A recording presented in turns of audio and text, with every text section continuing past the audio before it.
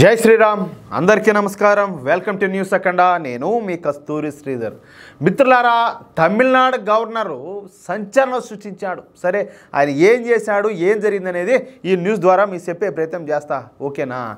RN Ravi ఈయన ప్రస్తుత తమిళనాడు రాష్ట్రానికి గవర్నర్గా పనిచేస్తారు ఆర్ఎన్ రవి గారు 2019 ఆగస్టు 1 నుంచి 2021 సెప్టెంబర్ 9 వరకు నాగాలాండ్ రాష్ట్రానికి గవర్నర్గా పనిచేశారు అదేవిధంగా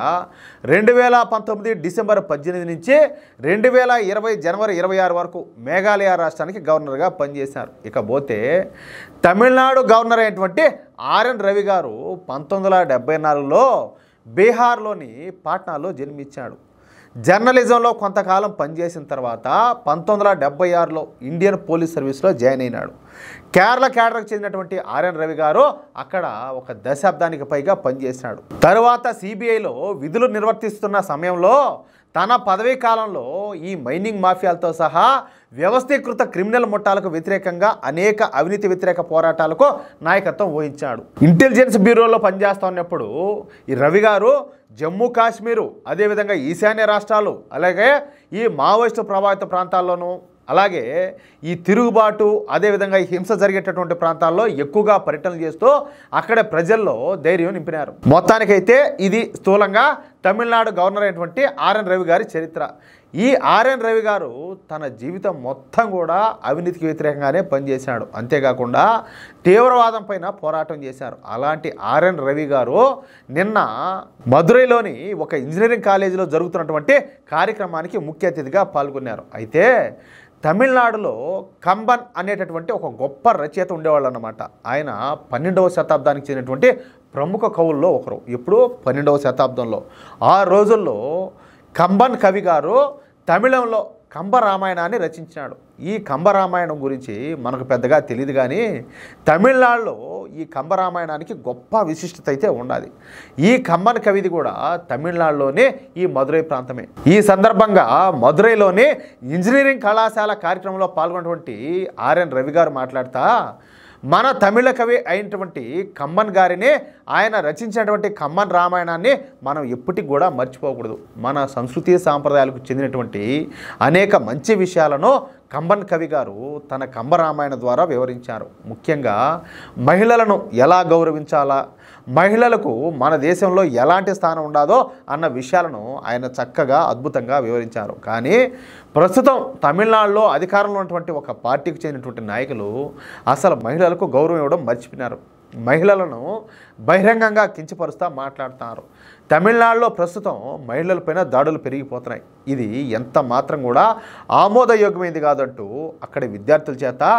మొట్టమొదటిసారి జై శ్రీరామ్ అంటూ నినాదాలు చేయించారు నేను జై శ్రీరామ్ అంటాను మీరు కూడా జై శ్రీరామ్ అంటారా అనగానే ఆ ఇంజనీరింగ్ కాలేజీ విద్యార్థులంతా కూడా పెద్ద ఎత్తున జై శ్రీరామ్ అంటూ నినాదాలు చేశారు దీంట్లో తప్పే ఉన్నది కాదు మనం భారతదేశంలో ఉన్నామా పాకిస్తాన్లో ఉన్నామా ఆఫ్ఘనిస్తాన్లో ఉన్నామా భారతదేశంలో రాముడు పుట్టిన నేల మీద జై శ్రీరామ్ నినాదాలు చేయకూడదా చేయకూడదా ఇప్పుడు నేనే ఉండా న్యూస్ ప్రారంభించబోయే ముందు ఖచ్చితంగా నేను జై శ్రీరామ్ అనే నినాదంతోనే ప్రారంభిస్తా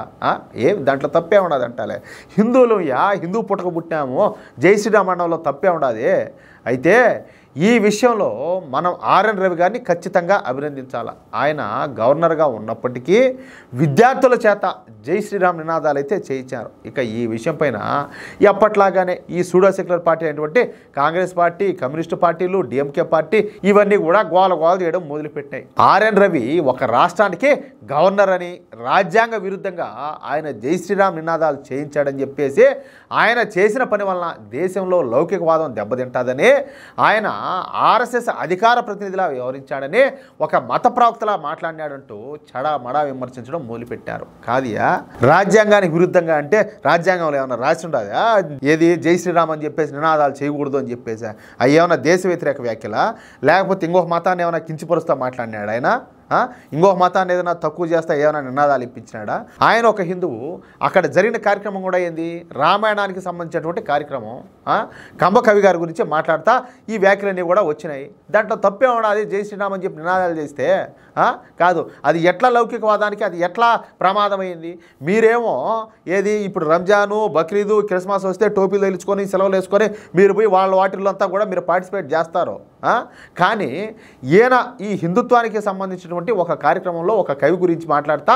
ఆయా సందర్భంలో ఆయన జై శ్రీరామ్ నినాదం ఇప్పించడంలో తప్పే ఉండదు అంటాలే. ఇప్పుడు నేను ఒక మాట అడుగుతా, అసలు విభజన రాజకీయాలు చేస్తుంది ఎవరు? మన సౌత్ ఇండియాలోనే అనుకుందాం, తమిళనాడులో కావచ్చు, లేకపోతే ఆంధ్రప్రదేశ్, తెలంగాణ, కర్ణాటక, కేరళ రాష్ట్రాల్లో శబరిమలకి పోతారు అయ్యప్పమాల వేసుకొని. ఈ రాహుల్ గాంధీ కావచ్చు, ఇప్పుడు ఈ మాటలు మాట్లాడుతూ ఉన్నటువంటి వీళ్ళంతా ఉన్నారు కదా, ఈ సూడో సెక్యులర్ పార్టీలన్నీ, ఏది కాంగ్రెస్, డిఎంకే పార్టీ, లేకపోతే ఇంకొక పార్టీ